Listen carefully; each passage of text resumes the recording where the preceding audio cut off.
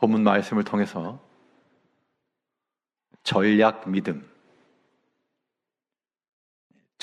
믿음이란 제목으로 하나님의 말씀 증거하겠습니다. 좋은 전략과 전술은 열세에 있는 사람이나 그 공동체를 이기게 할 수 있는 그러한 원인이 됩니다. 우리 믿음의 성도들이 이 땅에 살아가면서 어떠한 전략을 가지고 사는가? 여러분, 전략이라 그랬을 때 특별한 것을 의미하는 것이 아니라 우리가 이 땅 가운데서 여러 가지 일들을 만날 것인데 사람에 대해서든 사건에 대해서든 자기 자신에 대해서든 무엇인가 우리가 대응하고 반응하는 것이 나올 건데 무엇으로 반응할 것인가 그 얘기입니다. 어떠한 사람에 대해서 어떻게 대응할 것이며 또 어떠한 사건에 대해서 어떻게 대처를 할 것이며 이러한 것들이 우리 성도들에게 있어서는 하나의 전략이 되어야 되는데 좋은 전략이라고 하는 것은 믿음으로 행하는 겁니다. 그래서 성도의 믿음이라고 하는 것은 이 세상을 향한 우리의 입장이며 또 우리의 나아갈 명백한 길인데 믿음으로 행한다. 믿음으로 방어하고 믿음으로 대응하고 믿음으로 대답하고 이 믿음으로서 행한다는 것이 실천적으로 어떻게 이루어질까? 오늘 본 말씀을 통해서 살펴보도록 하겠습니다. 오늘은 특별히 이 이스라엘과 아람 사이에 벌어졌던 이러한 하나의 충돌, 이 전쟁의 상황 속에서 엘리사 선지자가 이 어떻게 대처해 나갔는가를 보면서 우리가 교훈을 삼고자 합니다. 첫째로 이 세상을 향한 우리 성도의 전략으로 삼아야 될 것은 어떠한 사건, 어떠한 일 앞에서든 우리는 용서와 이해라고 하는 믿음을 가져야 되겠습니다. 용서하는 것과 이해하는 마음은 우리가 믿음으로 대응할 수 있는 아주 좋은 전략이고 또한 실천에 옮길 만한 전술이 되는 겁니다.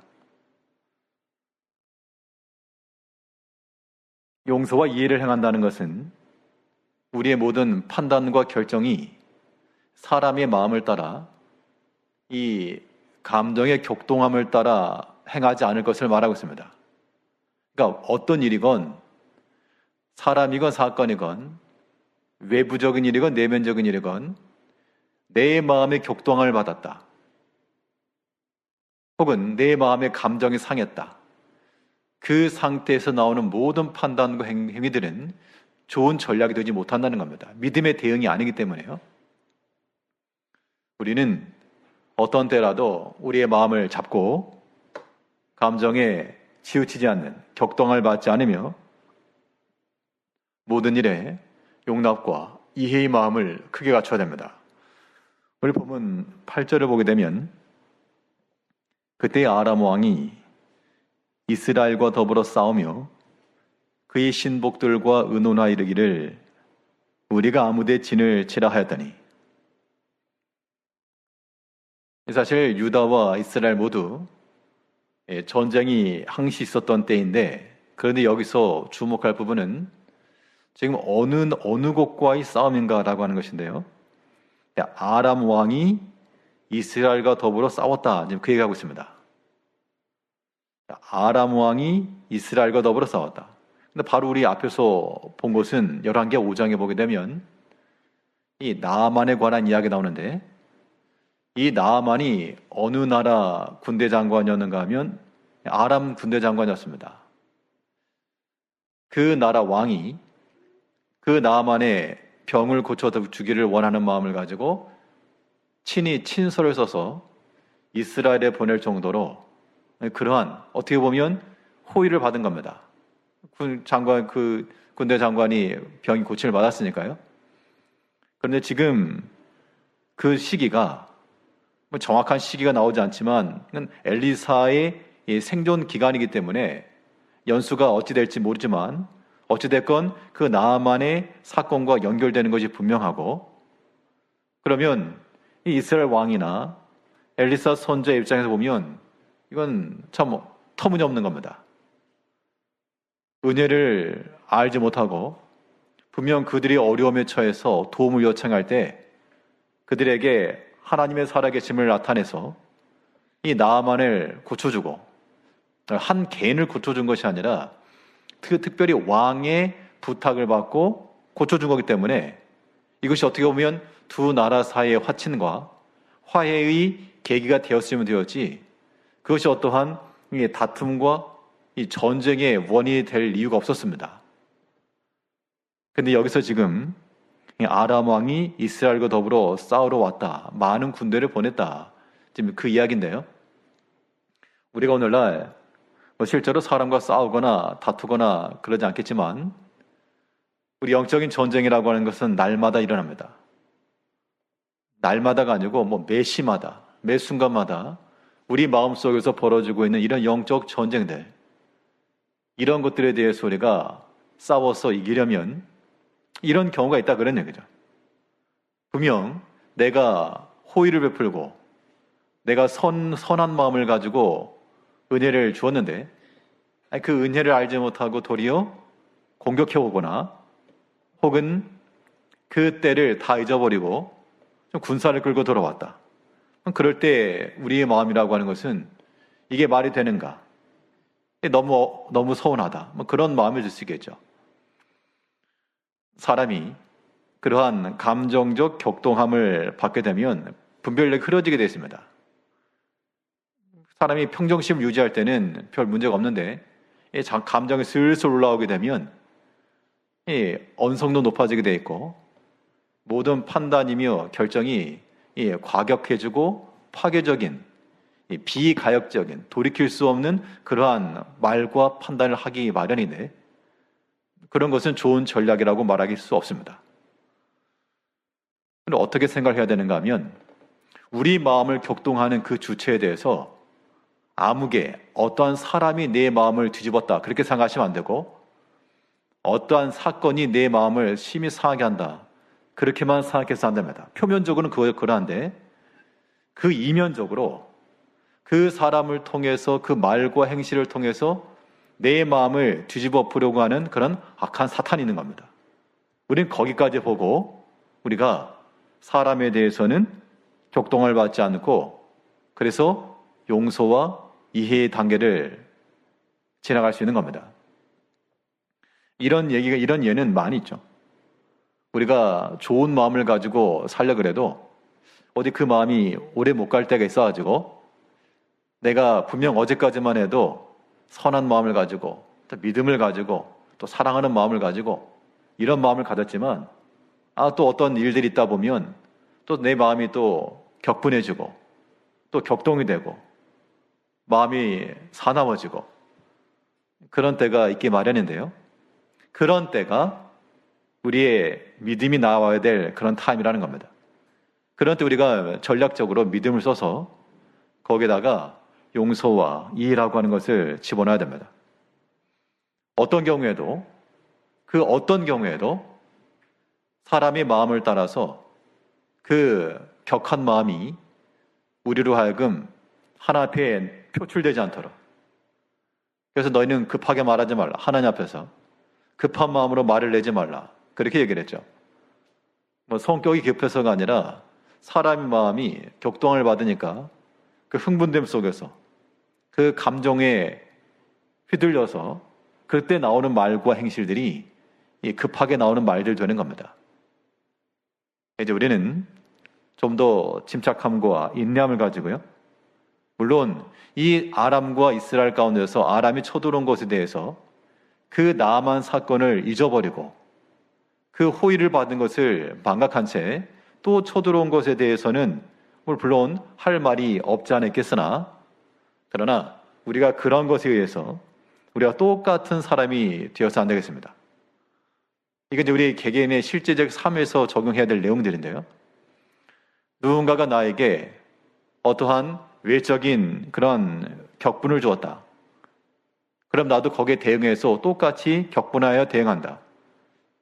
이것은 눈은 눈으로, 이는 이로 그 대응 방식인데, 근데 그것은 좋은 믿음의 전략이 되지 못해서 주님께서 친히 말씀하신 대로 나는 너에게 이르노니 눈은 눈으로, 이는 이로 갚으라 하는 걸 너희가 들었으나 나는 너에게 이르노니 대적하지 말고 악을 악으로 욕을 욕으로 갚지 말고 도리어 복을 빌어 주어라. 이를 위하여 너희가 부르심 받았다. 그렇기 때문에 우리 성도님들의 마음은 언제나 이 폭풍우 치는 그런 바다가 아니고 잔잔하고 평온한 그러한 심적 상태가 되어야 되겠습니다. 만약 그렇지 않고 여기저기 휘몰아친다, 파도가 분다, 그러면 뭐 다른 걸 탓할 게 아니라 우리 자신의 믿음 없음을 하나 앞에 토로하고 믿음 없음을 하나님이여 도우소서 하면서 우리 마음을 진정시키고요. 그 감동에 휘둘리지 않는 그런 마음이 필요한 겁니다. 그러한 상태에서 우리가 용서와 이해를 행할 수 있다 그러면 그건 믿음의 좋은 전략을 쓴 겁니다. 여기서 엘리사가 아람에 대해서 좀 서운할 만도 하지만 그런 것들에 대해서 지금 여타에 반응하지 않았고요. 또 하나 살펴볼 건 무엇인가 하면 이 엘리사가 이제 아람이 쳐들어온다는 소식을 듣고 하나님께서 알게 하신 겁니다. 어디로 들어온다. 그 사실을 누구에게 알려줬는가 하면 왕에게 알려줬다. 그렇게 말하고 있습니다. 우리 9절을 보게 되면 하나님의 사람이 이스라엘 왕에게 보내 이르되 왕은 삼가 아무 곳으로 지나가지 마소서 아람 사람이 그곳으로 나오나이다 하는지라. 그러니까 지금 아람 왕이 작전을 세워가지고 우리 여기다 진을 치고 나가겠다. 그런데 지금 엘리사가 이스라엘 왕에게 사람을 보내가지고 저 사람 저기다 진칩니다. 여기 조심하세요. 그런 식으로 알려줬다는 겁니다. 한두 번이 아니었다. 10절에서는 이스라엘 왕이 하나님의 사람이 자기에게 말하여 경계한 곳으로 사람을 보내어 방비하기가 한두 번이 아닌지라. 그러면 여기서는 이걸 한번 생각해 봐야 되겠습니다. 이때 이스라엘 왕이 누구일까? 북쪽 이스라엘 왕들 가운데 하나님 뜻에 합하게 살았다, 하나님 보시기 정직하였다라고 칭찬을 받은 그런 왕이 없습니다. 여로보암 때로부터 해서 다 그 아비의 길을 따라 우상을 섬기며 하나님을 대적하며 또 엘리야 시대 때부터 지금은 아합 왕조가 이어지고 있는데요. 하나님을 경외하지 않을 뿐더러 또 그 선자를 향하여서 이스라엘을 괴롭게 하는 자요. 하나님 말씀으로 백성들에게 전하고 왕에게도 하나님의 뜻을 전한 선자에게 이스라엘을 괴롭게 하는 자요. 이렇게 대적할 정도로 하나님을 알지도 못하고 또 선자를 적대시하던 그런 때였습니다. 그러면 엘리사 시대는 달랐는가?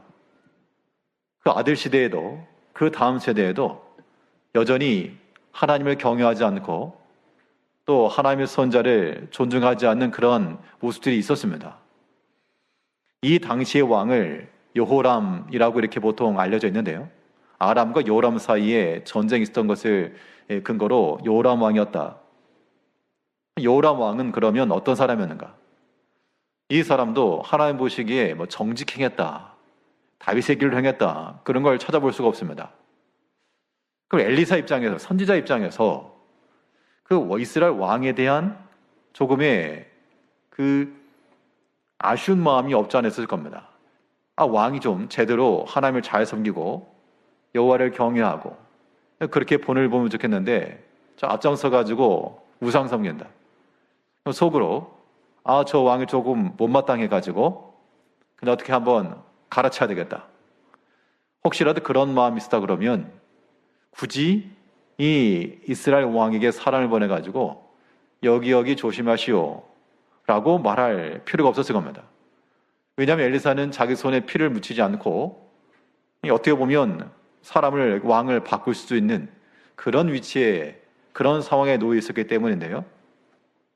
그런데 여기서 하나님의 사람 엘리사는 그 이스라엘 왕에 대해서 인간적인 그러한 미움이나 혹은 아쉬움을 근거로 해서 하나님께서 알게 하신 것을 감추고 혹은 알리지 않은 그런 역할을 한 게 아니라 왕에게 사람을 보내서 알려주었습니다. 물론 엘리사 입장에서 보았을 때 그 왕이 자기 마음에 좀 안 들었을 수 있죠. 왜냐하면 신앙적 측면에서나 모든 면에서 부족함이 많다라고 여겨질 수 있었겠지만, 그렇다고 해서 어디 그러면 이참에 내 손에 피도 안 묻히니까 어쩔 수 없지, 뭐 아람 왕이 와서 군대 친다는데 어떻게 하는가, 내가 한 것도 아니고, 이렇게 하면서 이 이스라엘 왕을 공경에 빠지게 놔두지 않았습니다. 도와준 거죠. 어떻게 보면 이 선지자 입장에서 봤을 때 그 이스라엘 왕의 모든 행위들이 조금은 부족함이 있었던 것은 사실이지만, 그렇다고 해서 그 개인적 감정과 판단을 가지고 그로 하여금 더 어려운 일에 빠지게 한 것도 아니라, 어떻게 보면 또 한편으로는 이것도 용서와 이해를 해준 겁니다. 물론 여기서는 그 왕이 또 우상을 섬겼다든지 악행을 행했다든지 그런 개별적인 일이 있었다 그러면 당연히 가서 지적을 했겠지만, 그런 것 없고 그냥 아람 왕이 진을 치르고 하는 것을 지금 알려준 겁니다. 왕을 아낀 게 분명합니다. 비록 사람의 눈으로 봤을 때 부족하였으나, 그러나 모든 권세는 하나님께로부터 났음을 지금 선자는 인정을 하였고, 비록 악한 왕일지라도 하나님이 세우셨으므로 이 모든 판단과 결정, 세우신 이도 하나님이시요 폐하신 이도 하나님이시라, 그걸 믿은 게 분명합니다. 그렇기 때문에 이 엘리사는 그 자기 사명에 대해서 중도하지 않고요, 그 자기 맡은 일에 대해서 힘을 다한 게 분명합니다.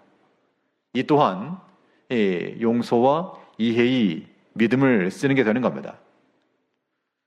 우리가 어떤 일에 대해서요, 우리가 한 마음을 가지고 나간다.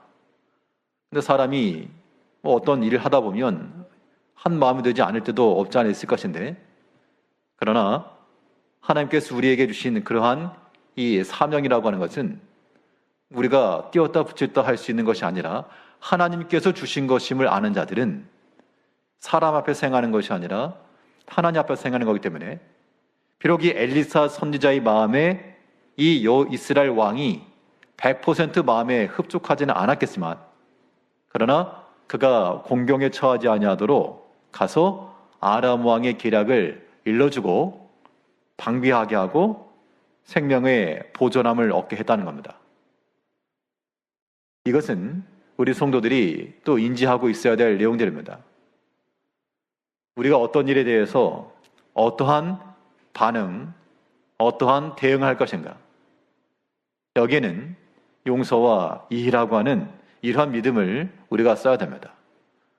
그렇지 않으면 어떻게 보면 아람 왕이 쳐들어와가지고 이스라엘이 무너지거나 왕이 죽게 되었을 때 자기 원하는 게 성취될지도 모르겠지만, 하나님께서 그걸 기뻐하지 않으시고 하나님께서 분명 엘리사에게 알게 하신 겁니다.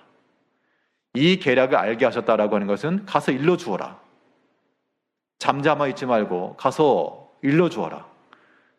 하나님께서 아직 때가 되지 않았으므로 이 여호람을 세우신 이도 하나님이시요 폐하시는 것도 하나님이신데, 지금 이 건으로 인해서 하나님께서 폐하실 것이 아니기 때문에 너는 가서 그에게 일러주어라. 그럼 결국 이 엘리사는 자기의 맡은 역할들을 그대로 한 겁니다. 엘리사가 무슨 신통한 능력이 있어서 안 것이 아니고 하나님께서 알게 하셨으니까 아는 거지, 뭐 사람이 무슨 초자연적 능력으로 알 수 있었던 게 절대 아닙니다. 우리 모든 성도님들도 하나님께서 우리 각자에게 주신 모든 위치 가운데서 주의를 잘 감당해 나가실 때, 때로는 사람의 마음이 흡족하지 않은 경우가 없지 않아 있겠지만, 그러나 우리는 하나님께서 맡기신 일에 대해서는 끝까지 그 사명을 잘 감당해내는 것, 용서와 이해를 통해서 이러한 믿음을 실천해내는 것, 이것은 무엇보다 중요한 겁니다. 이러한 믿음이 하나님을 기쁘시게 하는 것이다 라고 하는 걸 잊지 마시고, 오늘 본문에서 이 엘리사 선지자가 어떤 감정의 격동함을 따라 행하지도 않았고요. 내가 너에게 잘 대해줬는데 너는 어찌하여 나에게 이렇게 악하게 나오는가? 그 격분된 마음을 행하지 않았다는 겁니다. 이건 굉장히 조심하셔야 되고, 어린아이들에게는 할 법한 일이지만 우리 성인들에게도 또 들어야 될 말씀들이죠. 또 하나님께서 내게 맡기신 일에 대해서는 내 마음에 호불호를 떠나 하나님께서 맡기신 것에 대해서 충성된 마음을 가지고 끝까지 사명을 잘 감당해내는 것, 이것이 세상을 향하여 우리가 나타낼 좋은 믿음의 전략인 겁니다. 실제로 이 세상을 향하여서 우리가 또 어떠한 대응과 대책을 내놓을 것인가? 믿음으로 나간다는 것. 오늘 본문에서 살필 수 있는 바는 기도와 확신입니다. 어떤 일에건 우리가 기도로 나간다? 아주 좋은 믿음의 전략입니다. 기도를 행하였다? 아주 잘한 거죠. 그런데 기도라고 하는 것 단순한 행위로 끝나지 않고 기도와 더불어서 연결되어야 되는 짝꿍이 하나 있다 그러면 기도에 대한 짝꿍 같이 가는 겁니다. 기도에 대한 그 짝이 무엇인가? 확신이에요, 확신. 여기서 말하는 확신이라고 하는 것은 믿습니다라고 하는 그런 의미가 아니라 내 이 간구의 기도를 하나님이 들으시고 하나님께서 응답하실 것이라고 하는 것에 대한 확신인 겁니다. 내가 간구한 대로 다 될 것이라고 하는 그런 의미의 확신이 아니라 나의 간구하는 것을 하나님이 들으시고 하나님께서 선하신 뜻대로 이루실 것에 대한 확신인 거죠. 그러면 이러한 기도와 확신이 연결된 경우 우리의 기도가 확신으로 연결되었을 때 나타나는 현상이 무엇인가? 그때는 우리 마음속에는 두려움이 사라진다는 겁니다. 우리가 왜 기도합니까, 사실? 식사하는 기도 빼고 감사의 기도도 있지만 우리가 때로 하나 앞에 나와서 간절함을 따라 때로는 가슴을 치며 때로는 눈물을 흘리며 기도하는 것은 결국 내 힘과 능력으로 되지 않는 그 답답한 일들이 있기 때문에 그렇죠. 내 힘과 능력으로 되지 않는 그런 여러 가지 염려스러운 일들, 불안한 일들, 두려움의 일들이 있기 때문에 그래서 하나 앞에 구하는 겁니다. 근데 우리가 이 두려운 마음이 여전히 있으면 아직 기도가 끝나면 안 돼요. 기도가 언제 종료가 돼야 되느냐? 우리의 기도 가운데서 우리 마음의 불안과 염려와 근심이 하나님 안에서 이게 사라질 때, 보이지 않은 그때가 될 때까지 그 두려움과 염려가 사라질 때까지 우리는 기도하는 자리를 지켜야 됩니다. 이것이 세상에 대한 성도들의 전략인 겁니다. 오늘 본문을 보게 되면 아람 군대가 둘러 진을 쳤다라고 말하고 있는데요. 우리 본문 14절부터 보니까 왕이 이 말과 병거와 많은 군사를 보내매 그들이 밤에 가서 그 성읍을 에워싸하더라. 하나님의 사람이 사완이 일찍 일어나 나가보니 군사와 말과 병거가 성읍을 에워싸았는지라. 그 사완이 엘리사에게 말하되 내 주여 우리가 어찌하리까 하니. 지금 이제 아람 군대가 와가지고 삥 둘러쌌습니다. 눈에 뻔히 보이는 거죠. 그런 상황에 처했다 그러면 우리도 마찬가지입니다. 이거 어떡하지? 내 주여 우리가 어찌하리까? 어찌하리까? 라고 하는 게 어떡하지? 그 얘기죠. 어떡하지? 이게 이제 염려와 불안과 근심을 총체적으로 말한 거죠. 내 주여 우리가 어찌하리까? 요 상태가 되게 되면 우리는 계속 마음이 불안한 거죠. 어떻게 되느냐? 16절에 보니까요. 대답하되 두려워하지 말라. 우리와 함께한 자가 그들과 함께한 자보다 많으니라 하고. 어떻게 할까요? 어떻게 됩니까? 그 불안해하던 그 사환에게 엘리사 선자의 답변은 두려워하지 말라. 우리와 함께한 자가 그들과 함께한 자보다 더 많다. 똑같은 상황에 있었으나 그 사환은 그들을 둘러싸고 있는 그 군사들을 보면서 두려워한 것이 분명하고, 이 선지자는 분명 복음 봤는데 우리를 둘러싸고 있는 그 군대를 복음 봤지만 그러나 우리와 함께한 자가 더 많다. 그렇기 때문에 그 현실적인 문제들, 우리를 둘러싸고 있는 그 아람 군대, 그 군사들이 있었던 것은 사실이지만 우리와 함께한 자가 더 많았기 때문에 두려워하지 않았다. 그 얘기입니다. 우리를 둘러싸고 있는 문제들이 심히 많습니다.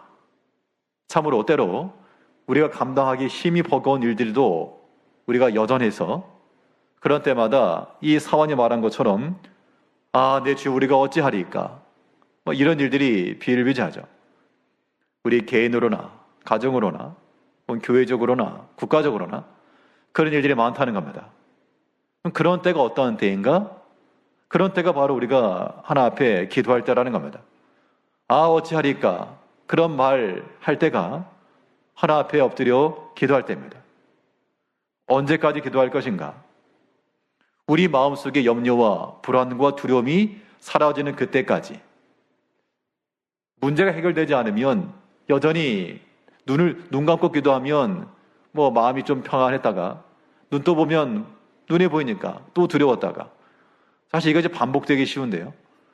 반복되는 건 어쩔 수 없고 사람이 여러 가지 환경 속에 놓였기 때문에 높아지기도 하고 낮아지기도 하고 이 마음의 변화라고 하는 사이클은 얼마나 있으니까요. 근데 중요한 것은 그때마다 우리 마음의 두려움이 임할 때마다 그때마다 엎드리고 그때마다 하나 앞에 간구하고 어찌하리까? 사람에게 대해서 어떻게 할까요? 이보다도 하나 앞에서 내 주여 우리가 어찌하리까? 그러니까 하나님 앞에 이 말을 하는 것은 이 타당한 말이 되는 거죠. 언제까지? 우리 마음 가운데 두려움과 염려가 사라지는 그때까지. 뭐가 해결되었는가? 해결된 게 없죠. 해결된 게 없는데 딱 하나. 우리와 함께한 자가 그들과 함께한 자보다 많다. 즉 우리와 함께했다라고 하는 것은 하나님 우리와 함께한다 그런 얘기잖아요. 즉 여전한 현실적 문제 가운데 해결된 것은 하나도 없지만 그러나 하나님이 나와 함께하신 것을 굳게 믿으니까 굳게 신뢰하니까 거기서 모든 두려움과 염려와 불안이 사라졌다는 겁니다. 우리가 하나님 앞에 기도한다 할 때 이런 마음을 가지셔야 되겠습니다. 참으로 이 사환이 말했던 것처럼 어찌하리까와 같은 그런 탄식이 나올 수밖에 없는 그런 일들이 분명히 있을 것이지만요. 그때마다 우리 모든 성도들은 어떠한 전략을 세워야 되는가? 내 마음에 염려가 있고 불안이 있고 두려움이 있는 그 순간들마다 그때마다 하나 앞에 엎드리시기 바랍니다. 그때가 한낮이건 한밤이건 그때가 새벽녘이건 그때가 동틀녘이건 어떤 경우라도요. 어떤 때라도 내 마음이 답답하면 바로 그 순간 엎드리고 모세도 그랬잖아요.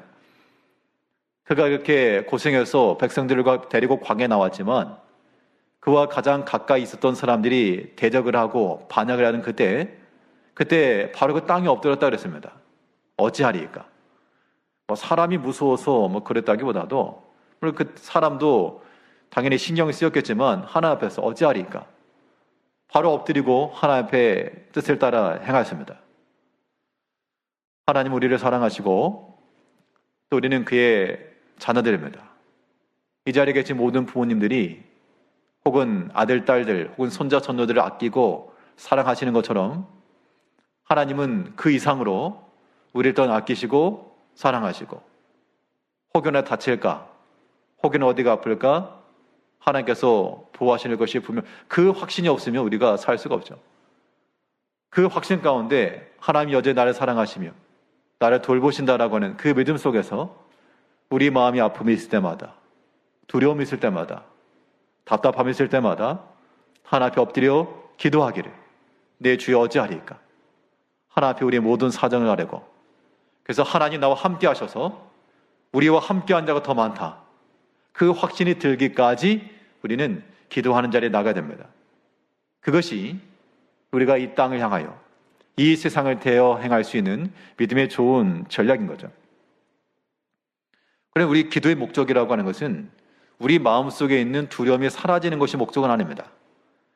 1차적으로는 마음 가운데 두려움이 오기 때문에 이것이 물러가기까지 기도하는 것이고요. 물론 동전이 양면과도 같긴 한데 또 언제까지 기도를 해야 되느냐? 두려움이라고 하는 게 그냥 물러가지 않죠.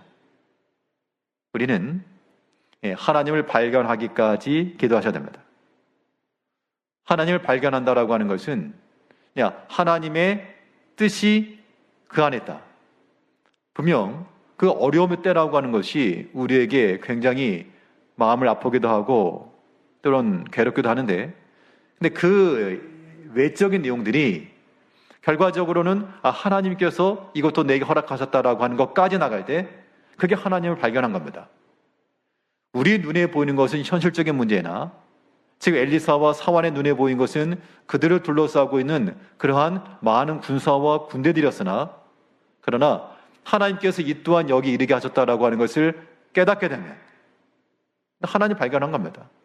그러니까 그 하나님께서 여기까지 이르게 하셨으므로 이에 대한 문제를 내신 하나님께서 답을 모르실까?